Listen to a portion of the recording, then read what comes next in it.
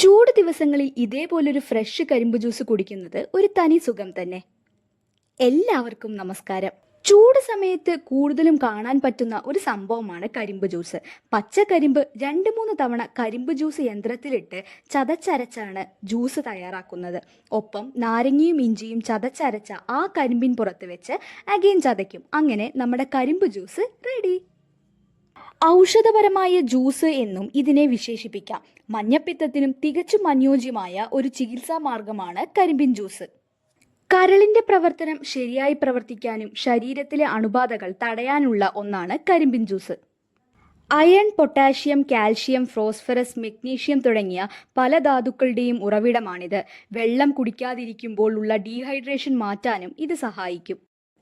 പല്ലിന് ബലം നൽകാനും ഇനാമലിന്റെ ശക്തി പകരാനും സഹായിക്കും. ഇതേപോലെ ഫ്രഷായി കരിമ്പ് ജ്യൂസ് കുടിക്കുമ്പോൾ അടിപൊളി തന്നെ.